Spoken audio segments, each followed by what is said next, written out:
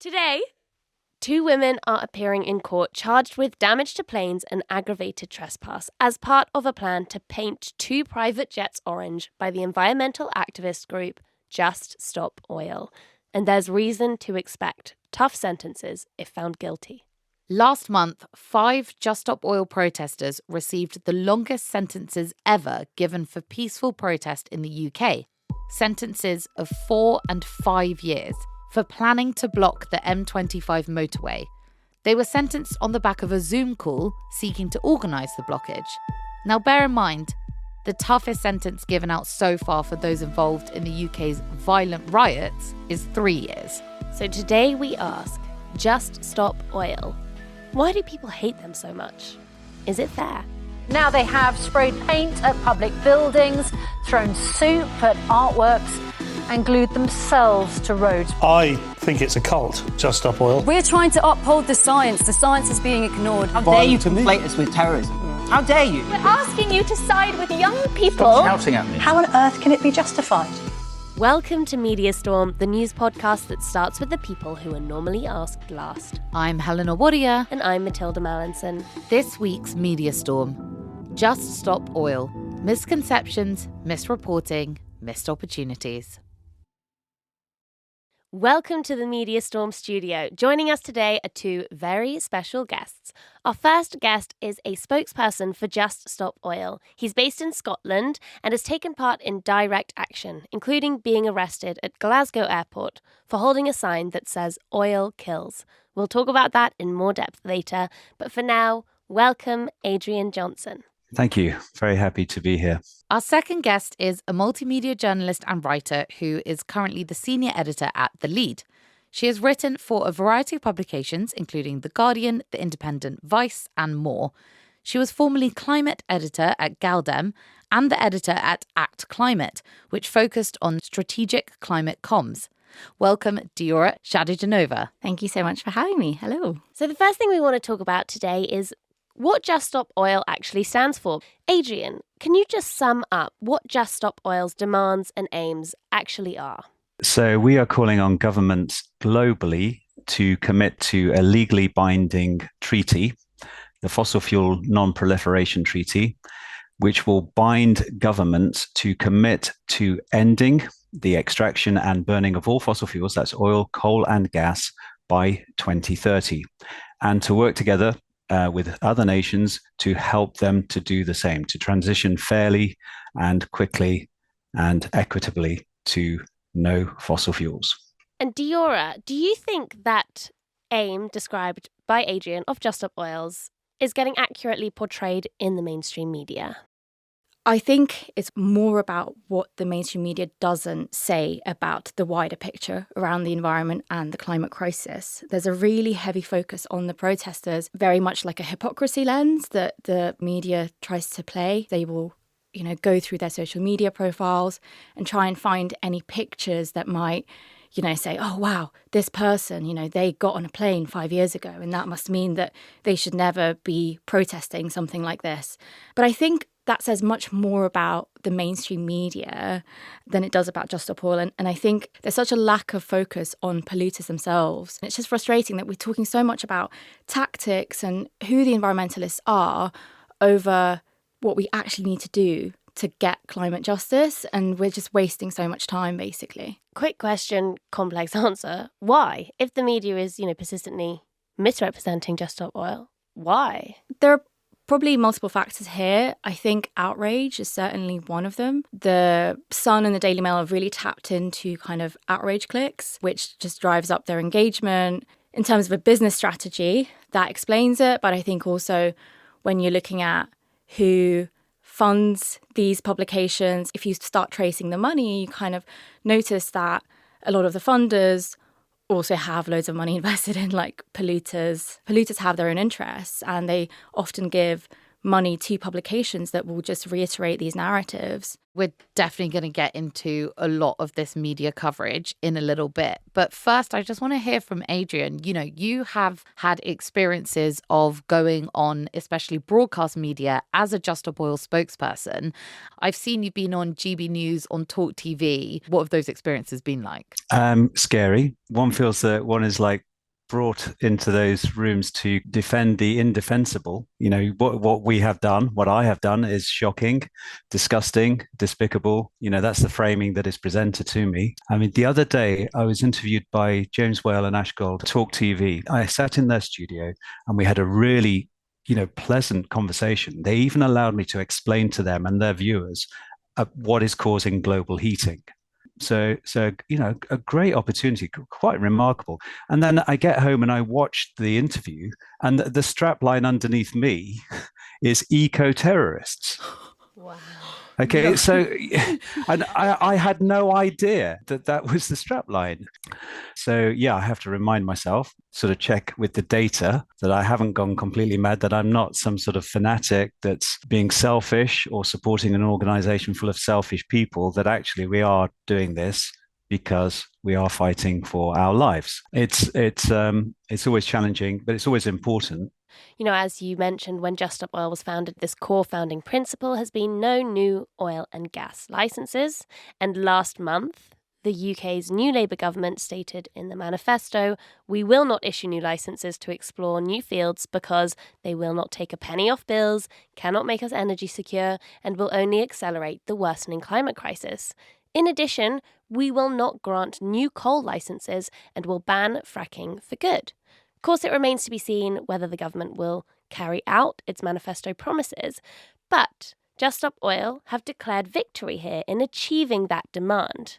Diora, how much do you think we can put Labour's promise of no new oil and gas licences down to Just Stop Oil's activism? It's a really interesting question, and it's one that's impossible to answer, really. Given that the majority of the population in the UK wants climate action anyway, I think it was inevitable that the Labour Party was going to do this policy. It's also the right thing to do, right?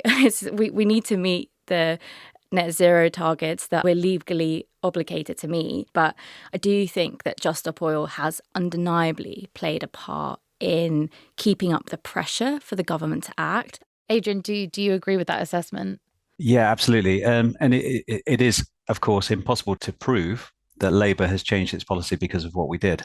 And of course, they're going to deny it, and they're going to want to put distance between themselves and us. And that's quite understandable. But it does point to the radical flank effect actually being effective. Labour talking about how they're not going to invest anymore in North Sea oil and gas. For that to sound moderate is all because of the radical stuff that was going on back in 2022. And again, they're never going to admit to it. But sometimes when I've read Ed Miliband's statements, it's like he's read our press release. It's like he's been to our training and he's internalized it and he's speaking it out like a really, really good spokesperson for us. But of course, he will never admit to that. I think that it needs to be said that the new government's promise of no new coal licenses was met with praise and claims of victory, not just from Just Stop Oil, but from bodies that work towards the same goal, including the United Nations.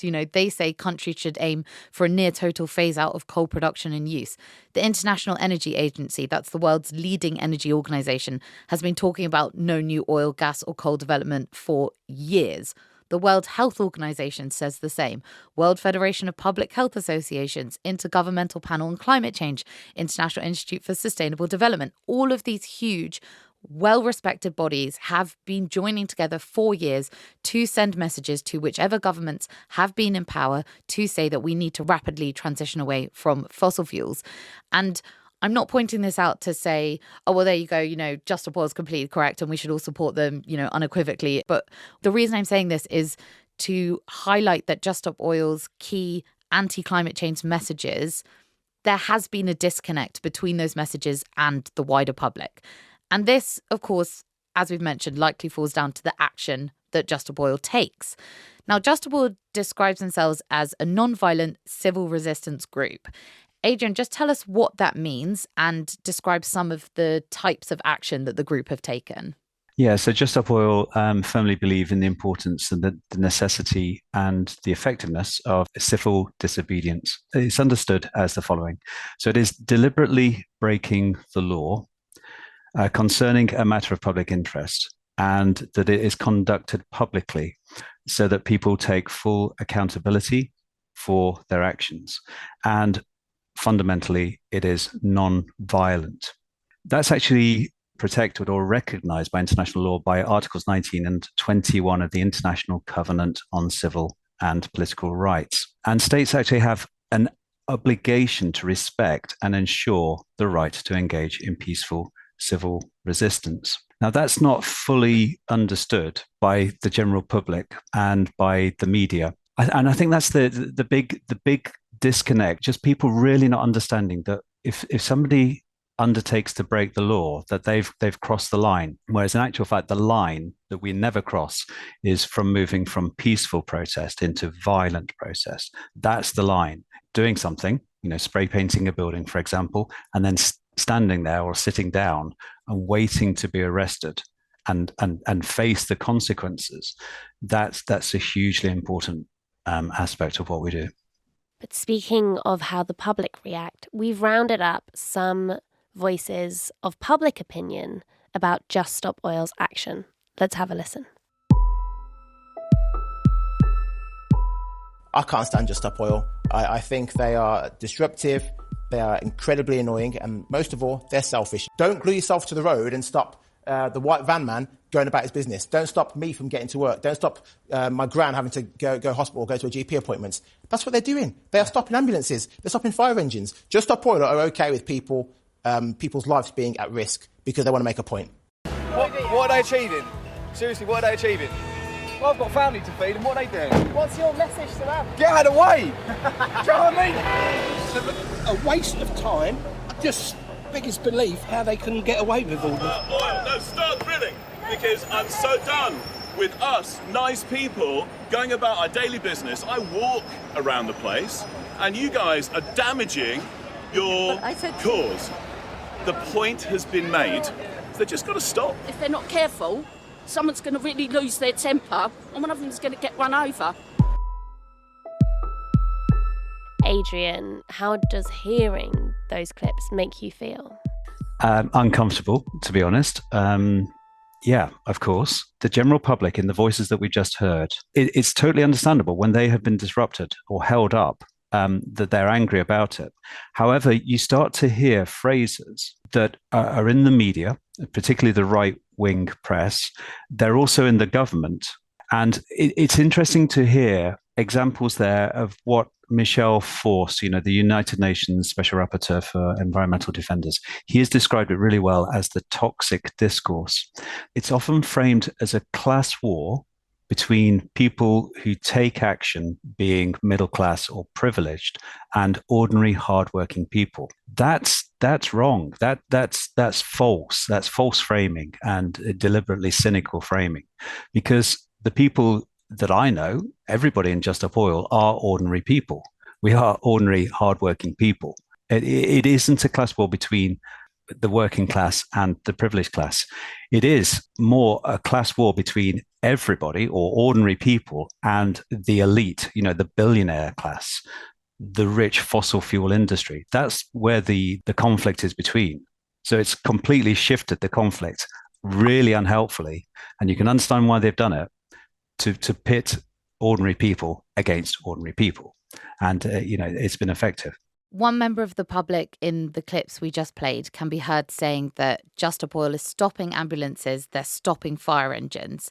Now, this has been a common refrain among criticism of Just Stop Oil, both in public and in the media. We want to highlight some incidents. For example, in October 2022, Just Stop Oil activists took to the Dartford crossing in Kent, forcing police to close it. Diversions were put in place, which led motorists onto the M20. A car was stranded on the hard shoulder of the M20, and a group of people were waiting for assistance. During the diversion, another car collided into the group. 2 women very sadly died, and a man also suffered a broken leg and broken vertebrae. The Sun, the Daily Mail and the Daily Express all reported that Just Stop Oil protesters slowed down the ambulance from arriving at the scene of the accident, which was over 10 miles away from the Dartford crossing protest. Additionally, the Daily Express splashed this exclusive headline: "Eco Mob has blood on their hands," in quotes, after mum died waiting 40 minutes, also in quotes, for ambulance. Now, where did the source for this 40-minute delay come from? Well, it came from a quote from the daughter-in-law of the man who suffered a broken leg and vertebrae, who was not present at the accident. And an investigation by Open Democracy basically largely falsified the reports across mainstream media. So they spoke to the South East Coast Ambulance Service, who said its crew wasn't delayed, arrived at the crash well before the 40 minutes reported by the paper, and also pointed out that an air ambulance attended the scene, a detail the papers did not mention in their reports. Diora, would you go as far as to describe this as misinformation in the mainstream media? I mean, yeah. I don't really know if there is another word for it. And we've seen the narrative around ambulances around for a while, actually. And I remember in 2020, Tom Harwood of GB News, he recorded a video when I think it was an Extinction Rebellion protest, and there was an ambulance, and he was like, you see, these protesters have blocked this ambulance from going through.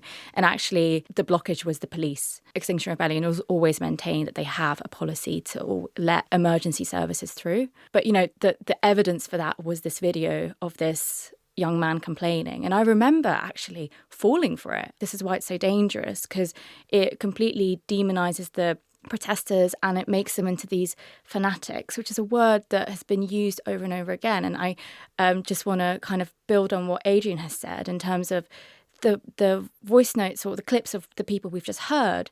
I'm hearing the headlines that I've been reading for the last couple of years. And, you know, I've been monitoring a lot of the climate misinformation trickling in from think tanks that are funded by lobbies, essentially. These phrases that the public has picked up have come from the top. And I think it's really, really important to make that clear. It is a narrative we've seen, ambulances and emergency vehicles being stopped. And the fact is, you know, those vehicles, they do need to get around. They do need to do their job. It is often a matter of life or death. So, Adrian, how does Just Stop Oil navigate that? There is a blue light policy, which means that when there is an emergency vehicle, we move out of the way. Sorry, I'm going to hold my hands up and say, I did not know that. That is brand new information to me and contradicts everything I've seen in the headlines. Yeah. So, for example, if we're blocking a road and people are literally gluing themselves to the tarmac, we'll make sure that one lane is unglued so that it's, you know, people can move out of the way very, very quickly. I've been on a march myself, and a driver came to the front and said, look, my wife's going into labor. Can you guys please move out of the way? So immediately we all got out of the way. The driver got through. And then we continued the march. Obviously, you know, we have a policy and we have ways of realizing it. That doesn't mean that there will never be an incident. And that's really, really difficult to carry, the thought that when we are undertaking disruptive protests of this nature, that could lead to harm. We're not saying that it will never, ever happen.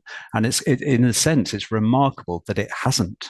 I suppose this partly depends on how we define harm, because while there were many stories that perhaps got exaggerated or misrepresented about the effect of Just Stop Oil protests, it's important to note that the group has, of course, disrupted and in some people's opinions harmed others. One story that dominated headlines at the time was of Tony Bambury, a man from Buckinghamshire who missed his father's funeral due to disruption on the M25. Just Stop Oil protesters were asked about this case many times on broadcast media. And when I say asked, I rather mean berated and interrupted. Spokespeople for the group weren't often given the space to provide their response. But it is the kind of case to which response might be due. So, Adrian, without us interrupting, how do you respond to cases like those of Tony Bambury? And then we'll let listeners decide for themselves how they feel. I would respond by saying it is absolutely horrible that happened. If I could speak directly to Tony, I would say, I am so sorry that you missed your father's funeral. That is horrible. That's how I respond to that. Thank you. We're talking about this action that Just Stop Oil takes, this disruptive action. And a narrative we often hear from the public and the media is, well, they should find some other way to get their message across. Someone that represents that opinion is Rupert Reed, the founder of the Climate Majority Project. Rupert was formerly part of Extinction Rebellion, but he, along with some of the members of the public we've heard from, now believes Just Stop Oil's direct action may not always be effective. I want to play this interview with him on LBC, and then we can address his point. Let's take a listen. Thank you very much indeed for coming on the programme, Rupert. What do you make of this action? Hi, Tom. Good to be with you again. Well, what we think in the Climate Majority Project is that more important now than just trying to gain publicity for the cause is actually getting people taking real action on the cause, which is something we all have a deep responsibility for. It isn't enough just to criticise others for what they are doing. But our judgment is that actually, at this point, it's probably more effective for people to actually get together and start to make changes on the ground, in their communities, in their workplaces, in their professions, etc., rather than continuing to try to draw attention. So you are saying that this went too far, in effect? So what I'm saying is that if a form of protest is not actually effective at getting more people onto one side, and if a form of protest is perhaps not strictly necessary in the sense that the alarm has now pretty much been well and truly raised around climate. Everyone appreciates not necessarily just how bad the problem is, but that we do have a serious problem on our hands. Under those circumstances, our judgment is that the most effective thing to do is, well, what's effective, i.e. actually starting to change things, actually influencing the political situation, for example, by way of people leading where they live, where they work, where they pray, in making the kind of changes together that we all so badly need to make. Adrian, what's your thoughts on what Rupert suggests, that it would be more effective to mobilise local communities rather than just drawing attention to the issue? I think we need to do all of it. We need to do absolutely all of it. We do need to continue to draw attention to the issue because, as Dr. Reed said, people aren't fully aware. The best way I can sort of explain it. So you know this book, The Martian. Andy Weir, The Martian. So it opens, the person stuck on Mars, and he does a quick assessment of the situation. He knows he's going to starve to death. You know, he's a scientist. He's going to run out of food in 40 days or whatever. He knows there's no soil there. He knows that it's going to take 2 years for people to come and get him. And he realizes how bad the situation is. And he's honest about it. And he gets on it and he works to save his life. And so what Rupert Reed is talking about this kind of like people mobilizing at community level, well, yeah, that needs to happen, but it's not going to be effective until people really get that they are stuck on a planet and they're going to literally starve to death, if not themselves, but their children or their grandchildren are going to be fighting wars over food and water because we are going to run out of food. And people are not being told that. That's why we continue to take action. It's all necessary. Both working at community level, working at the political level, and deliberately breaking the law and facing the consequences and going to prison for years because we need to engage with this at the level of seriousness that it actually is. This brings us finally onto a story that has been making waves in the media. 5 Just Stop Oil protesters, including one of its co-founders, were jailed last month for several years for conspiring to organise protests that blocked the M25 motorway. Roger Hallam, who is the co-founder of Just Stop Oil and Extinction Rebellion, was sentenced to 5 years imprisonment. Daniel Shaw, Louise Lancaster, Lucia Whitaker Diabru and Cressida Gethin were handed 4 years imprisonment each. These are thought to be the longest sentences ever given for peaceful protest in the UK. Now, it can be said we have a broken justice system, and in a broken justice system, it may not be helpful to make comparisons of sentences given to others. However, I think in this case, it is quite striking when you hear that the longest sentence handed to one of the rioters in the recent far-right violence was a 3-year sentence for violent disorder. Another rioter got sentenced to 2 years and 5 months in prison for violent disorder and setting fire to a police vehicle. These long sentences for the Just Stop Oil activists are even more striking when you learn that they weren't sentenced for taking part in the action on the M25 itself, but rather for being on a Zoom call in which they discussed and coordinated the action that would block the M25. And the first thing I would say is that I think that so few people know that these activists were jailed for being on a Zoom call. I think there's a public perception from the reporting of this story that these were the people on the M25 gantries themselves. But first of all, Adrian, what was your reaction when you heard of the sentences?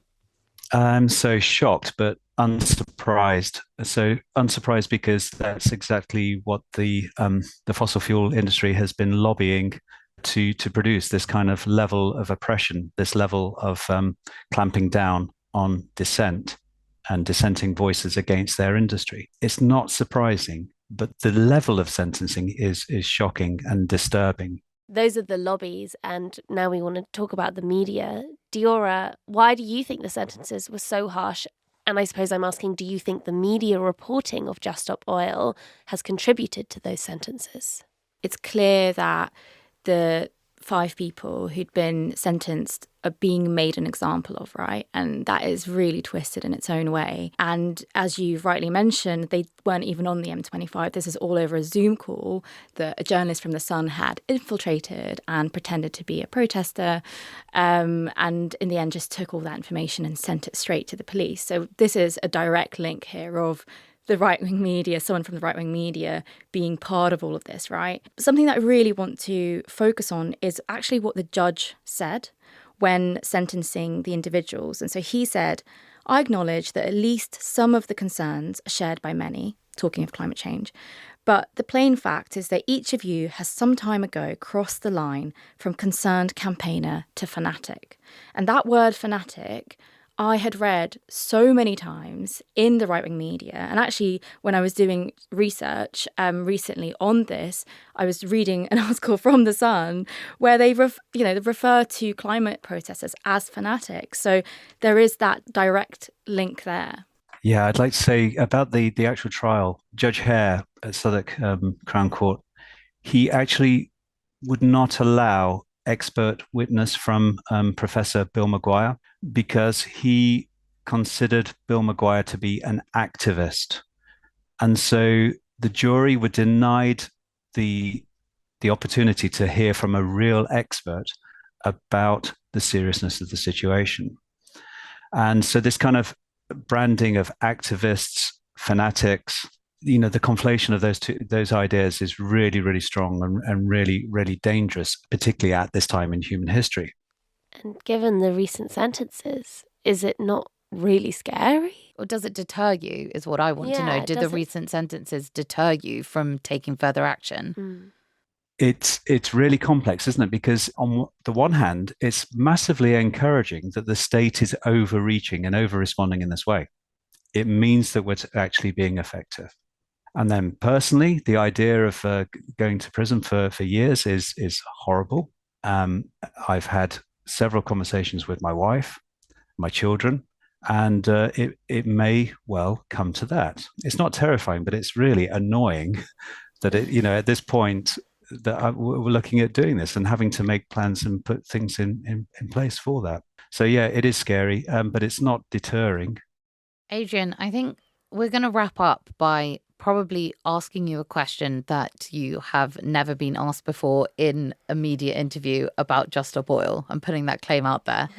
And that question is, what is it like to put yourself in harm's way for a wider cause? It's terrifying and it's hugely moving and it's hugely empowering as well. So last week, to be able to stand there in Glasgow Airport with my sign, my little protest saying oil kills, to be able to engage with the security and then eventually the police and say, this is part of an international uprising taking place at airports all around the world to ask for the end of fossil fuels was hugely empowering. And then to be arrested and then to sort of to go into the police cell and the door to clang behind me is a huge sense of peace. It really is quite without sort of overdoing it, it's a spiritual experience. Yeah, it's really, really peaceful. So yeah, that's how it feels. Before we lose you, we just want to wrap up by asking, Diora, you first, do you have anything to plug to listeners? Tell us where they can follow you. You can follow me on social media. I'm at the Diora on both X, formerly known as Twitter, and Instagram. You can also follow The Lead, which is where I work, and we do lots of reporting on social justice issues in the UK. And over to you, Adrian. By continuing to promote the use of fossil fuels, governments globally are waging war on humanity. We have to step up. We have to respond to this. There is a plan. People can find out more by going to juststopoil.org.